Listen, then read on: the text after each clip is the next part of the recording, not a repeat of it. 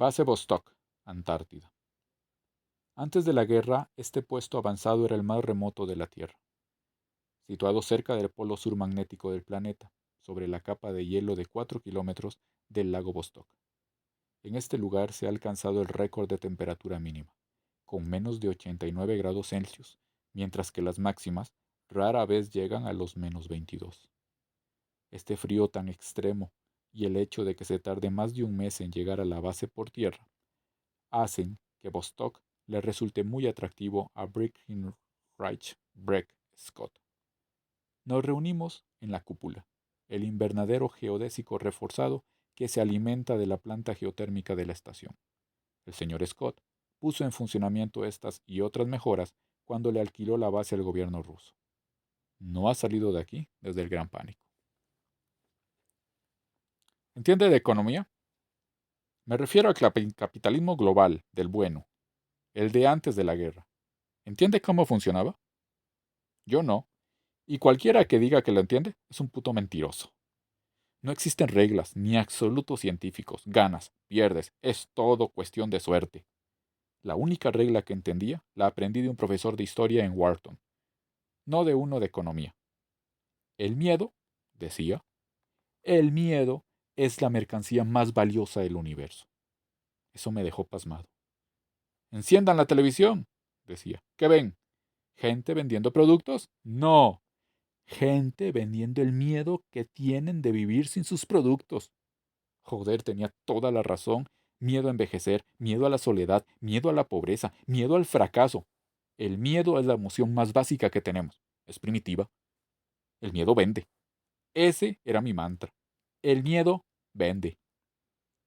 Cuando oí hablar por primera vez del brote, cuando todavía lo llamaban rabia africana, vi la oportunidad de mi vida. Nunca olvidaré el primer reportaje, el del brote de Ciudad del Cabo. Solo 10 minutos de reportaje de verdad, más de una hora entera de especulaciones sobre lo que sucedía si el virus llegaba a Estados Unidos. Dios bendiga las noticias. Me puse a llamar como loco 30 segundos después. Me reuní con algunos de mis colaboradores más cercanos y todos habían visto el reportaje. Yo fui el primero en dar con un lanzamiento viable. Una vacuna. Una vacuna real para la rabia. Gracias al cielo, no hay cura para la rabia, porque una cura solo lo compraría la gente que se creyese infectada. Pero la vacuna es preventiva. La gente no dejará de tomársela mientras tenga miedo de que la enfermedad esté ahí afuera. Teníamos muchos contactos en la industria biomédica y unos cuantos más en el Congreso y la Casa Blanca. Podíamos tener listo un prototipo funcional en menos de un mes y una propuesta escrita en un par de días. Cuando llegamos al 8 de 18, todo el mundo se estaba dando la mano. ¿Y qué me dice de la FDA? Por favor, ¿lo dice en serio? Por aquel entonces la FDA era una de las organizaciones con menos fondos y peor gestión del país. Creo que todavía se daban palmaditas en la espalda por haber quitado el colorante rojo número 2 de los M&M's. Además, estábamos hablando de una de las administraciones más blandas con las empresas de todas las historias de Estados Unidos. Aquel tipo de la Casa Blanca hacía que J. P. Morgan y John D. Rockefeller se pusieran como monos dentro de sus tumbas. Su personal ni siquiera se molestó en leer nuestro informe de evaluación de costos, porque creo que ya estaban buscando una bala mágica. Hicieron que la FDA lo aprobara en cuestión de 2 meses. ¿Recuerda el discurso que dio el presi ante el Congreso?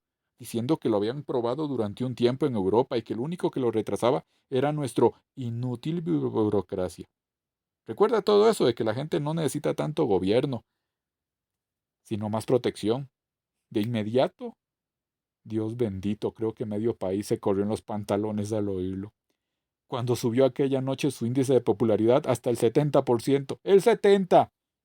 Yo no sé qué consiguió que nuestra entrada en bolsa subiese en 389% el primer día. Chúpate esa, Baido.com. Y no sabía si iba a funcionar. Sabíamos que serviría para la rabia. Y eso decían que era, ¿no?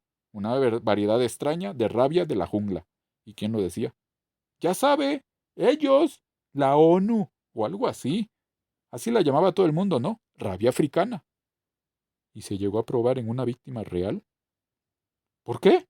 La gente se ponía vacunas contra la gripe continuamente sin saber si eran para la cepa correcta. ¿Cuál es la diferencia? Pero el daño. ¿Y quién iba a pensar que llegaría tan lejos? Ya sabe la cantidad de amenazas de enfermedad que teníamos en aquel entonces. Dios, era como si la peste negra fuera a asolar el planeta cada 3 meses. Ébola, neumonía asiática, gripe aviar. ¿Sabe cuánta gente ganó dinero con aquellos sustos? Mierda. Yo conseguí mi primer millón con unas píldoras antirradicación inútiles durante la amenaza de las bombas sucias. Pero ¿y si alguien descubría? ¿Qué? Nunca mentimos, ¿entiende? ¿Entiende? Nos dijeron que si era rabia, así que hicimos una vacuna para la rabia. Dijimos que la habíamos probado en Europa y las drogas en las que se basaba se habían probado en Europa. Técnicamente, nunca mentimos. Técnicamente, nunca hicimos nada malo. ¿Y si alguien descubría que no era la rabia? ¿Quién iba a dar la voz de alarma? ¿Los profesionales médicos? Nos aseguramos de que fuese una medicina con receta, de modo que los médicos tuviesen tanto que perder como nosotros. ¿Quién más? ¿La FDA, que permitió su comercialización? ¿Los congresistas que votaron para aceptarla? ¿El ministro de Sanidad? ¿La Casa Blanca? Era una situación en la que todos ganaban, todos podían ser héroes, todos hacían dinero. 6 meses después de que Phalanx saliese al mercado, empezamos a aparecer todas esas marcas baratas y todas se vendieron mucho, igual que pasó con los demás accesorios, como el purificador de aire para la casa. Pero el virus no se transmitía por el aire. ¡Daba igual! No era la misma marca de los fabricantes de... Solo tenía que decir que puede prevenir algunas infecciones víricas. Y ya está. ¿Ahora entiende por qué era ilegal gritar fuego en un cine lleno de gente? La reacción normal no es decir, oye, no huele a humo, ¿de verdad hay un incendio? No, la reacción es, ¡mierda, hay un incendio, corre! ¡Ja! Yo hice dinero con purificadores para la casa y para el coche. Mi número uno en ventas fue un cacharrito que se lleva al cuello cuando subías a un avión. Creo que ni siquiera llegaba a filtrar el polen, pero se vendía. Las cosas iban tan bien que empecé a crear compañías falsas, ya sabe, con planes para construir fábricas por todo el país. Las acciones se vendieron tanto como las de verdad. Ya ni siquiera era la idea de seguridad, sino la idea de seguridad. ¿Recuerda cuando empezamos a tener los primeros casos aquí en los Estados Unidos? Ese tipo en Florida que decía que lo habían mordido, pero que había sobrevivido porque tomaba Palanx. ¡Oh! Se levanta e imita los movimientos de alguien fornicando como loco. Que Dios bendiga a ese puto idiota, fuese quien fuese. Eso no fue por Palanx. Su medicamento no protegía a la gente de nada. Los protegía de sus miedos. Eso era lo único que vendía. Mierda, gracias a Palanx, el sector biomédico empezó a recuperarse, lo que, a su vez, animó el mercado de valores, que así logró dar la impresión de recuperarse. Lo que a su vez restauró la confianza de los consumidores, que estimularon una recuperación de verdad. Palanx acabó él solo con la recesión. Yo, yo acabé con la recesión. Y después, cuando los brotes se hicieron más serios y la prensa por fin informó de que no había ninguna medicina milagrosa, joder, justamente esa es la puta mayor a la que habría que fusilar. ¿Cómo se llamaba la primera que lo hizo público? Mire lo que consiguió, tiró de la puta alfombra que teníamos debajo, inició la espiral, provocó el gran pánico. ¿Y usted no acepta ninguna responsabilidad? ¿Por qué? ¿Por sacar un poco de dinero? Bueno, un poco no. Solo hice lo que se supone que tiene que hacer cualquiera. Perseguir mi sueño y sacar tajada. Si quiere culpar a alguien, culpe al primero que dijo que era rabia. O al que sabía que no era rabia y nos dio la luz verde a sabiendas.